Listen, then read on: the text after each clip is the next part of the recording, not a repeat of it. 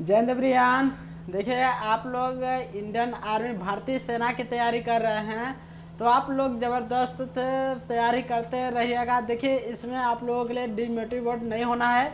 इसमें बहुत जल्द चेंज होने वाला है। लगता है जैसे कि अभी जैसे चेंज नहीं हो रहा है, मतलब कि लोकसभा चुनाव के पहले तो खूब हड़ताल मच रहा था, लेकिन इस समय चुपचाप बैठे हुए हैं।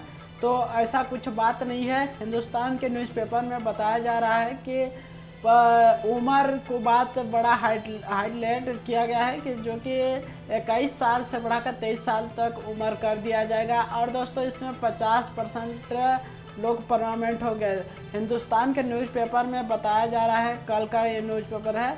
तो चलिए हम उस न्यूज़पेपर में क्या क्या अपडेट रहेगा उसको हम आप लोगों के लिए दिखाते हैं, पढ़ के समझाते हैं कि क्या चेंज होने वाला है। ठीक है दोस्तों, तो वैसे भी आप लोग तैयारी में लगे रहना। अगर आप लोगों के लिए एग्ज़ाम क्लियर होगा तो फिजिकल में आप लोग ज़बरदस्त 100% में तैयारी करते रहना, दौड़ बनाते रहना। ठीक है दोस्तों, अगर आप लोग पहले बार अभी भारतीय सेना की तैयारी करने जा रहे हैं तो एग्ज़ाम की तैयारी अभी से लग जाइए।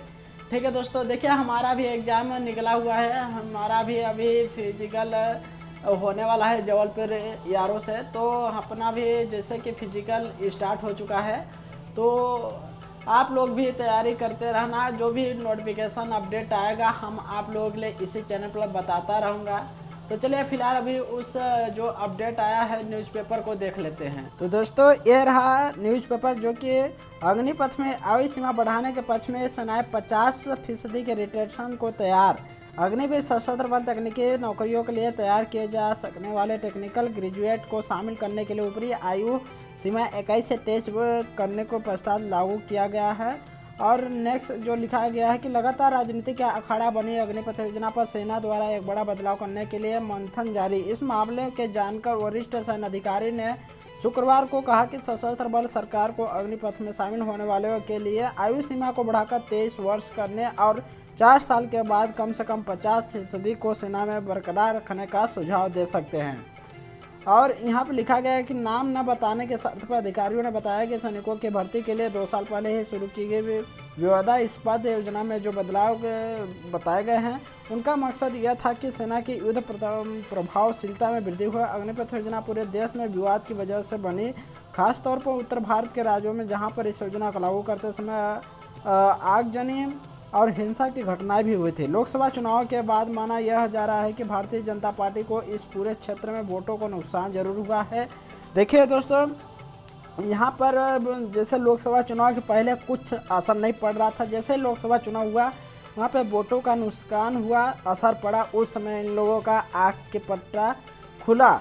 फिर अग्निपथ प्रक्रिया देश के राजनीतिक पार्टियों के बीच में विभाजन को तौर पर गहरा कर दिया गया। संसद को लेकर चुनावी भाषणों में अपने इस योजना का बचाव करते दिखते हुआ कहीं वहीं इसका विरोध करता दिखता है।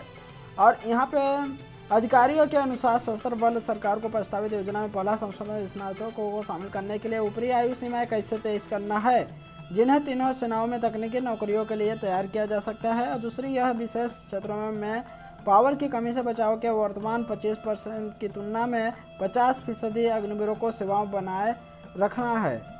और यहाँ पे लिखा गया है कि पुरानी भर्ती प्रणाली के तहत भर्ती किए गए सैनिक पेंशन और अन्य लाभों के साथ 40 वर्ष की आयु में सेवानिवृत्त न होने से पहले लगभग 20 वर्षों तक सेवा करते हैं, जो कि 4 साल बाद ही सेवा से रिहाई किए गए अग्निवीरों को यह लाभ नहीं मिलते। अधिकारियों ने कहा कि केवल 25% को रखने और 75% को हटाने के कारण मैन पावर में कमी आ जाती है। इस कमी को पूरा करने के लिए 50% तक अग्निवीर को सेना में रिटेन करने को ज़रूरत है। इस तरह यह योजना प्रशिक्षित मैन पावर के साथ साथ सेना के लिए ज़्यादा फायदेमंद होगी। तो ये रहा इसका न्यूज़पेपर।